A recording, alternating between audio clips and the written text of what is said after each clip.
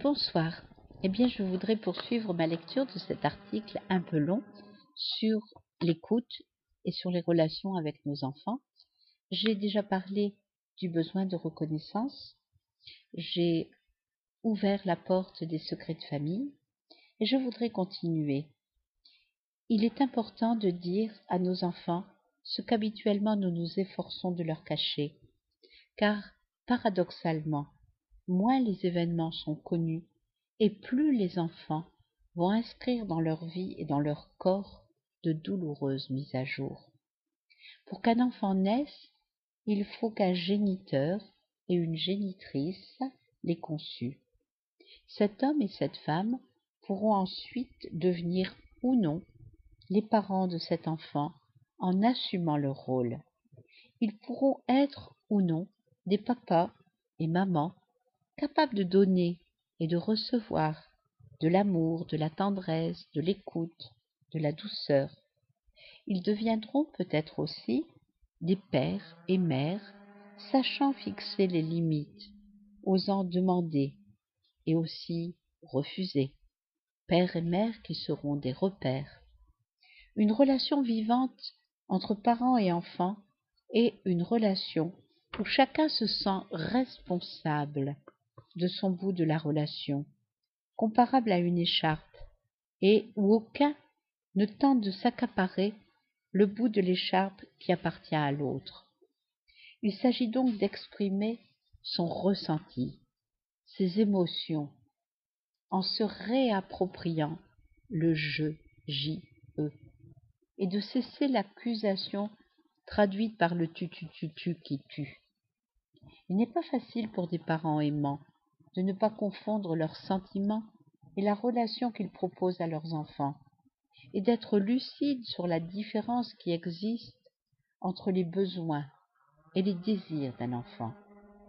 S'il est normal que les parents prennent en charge les besoins de leurs enfants jusqu'à ce que ces derniers soient en mesure d'être autonomes, il est par contre polluant, dangereux, voire mortifère qu'ils exécutent leur désir. Un désir a seulement besoin d'être entendu et confirmé, et il est possible de demander à l'enfant ce que lui-même est prêt à faire pour la réalisation de son désir. Combien d'enfants sont qualifiés de gâtés, pourris, justement parce qu'ils ont des parents trop prompts à satisfaire leurs désirs. Ces enfants sont perpétuellement frustrés de ne pas prendre en charge leurs propres désirs et se montrent toujours plus exigeants. Devenir adulte, c'est apprendre à se donner du temps entre la naissance d'un désir et sa réalisation. Il est également important dans des relations de santé de ne pas mettre dans une relation ce qui appartient à une autre. Si mon époux m'a abandonné, je ne dirai pas à mes enfants « depuis que votre père m'a quitté », mais depuis que mon mari est parti, même s'il s'agit de la même personne. Il est essentiel de clarifier les rôles des personnages. Il est fréquent que dans une famille, frères et sœurs réclament l'amour et la reconnaissance de leurs parents, et que cela se manifeste par des disputes et des jalousies. Les parents croient souvent rassurés, en disant « Nous vous aimons tous pareils ».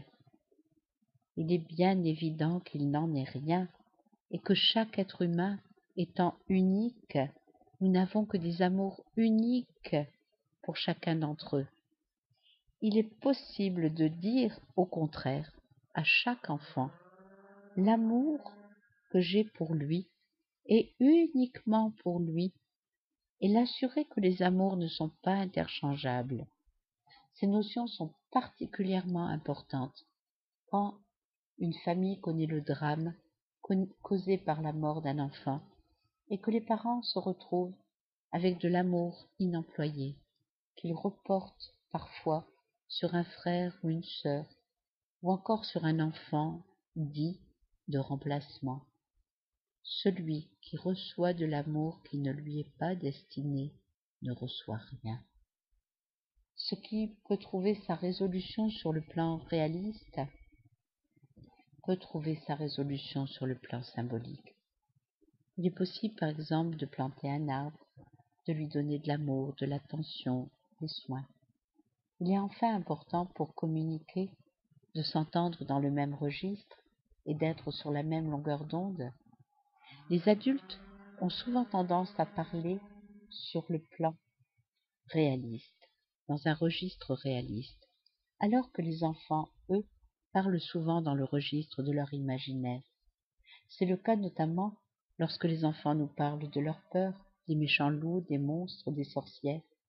Ces personnages ne sont ni dans les placards ni sous le lit, mais bien dans l'imaginaire de l'enfant. Et c'est donc en pratiquant la confirmation et en demandant à l'enfant de nous en parler, et nous en essayant de le convaincre qu'il a tort d'en avoir peur, que nous pouvons l'aider. D'une manière générale, dans le domaine de la communication, il est important de prendre conscience qu'il est vain et terroriste de vouloir changer l'autre, et que je ne peux que me changer moi, et changer la relation que je propose à l'autre, c'est-à-dire devenir responsable, en sachant que je l'écris en 2 mots, response-able, able to, réponse, être capable de réponse. Nous sommes tous capables de réponse. Alors devenons plus responsables.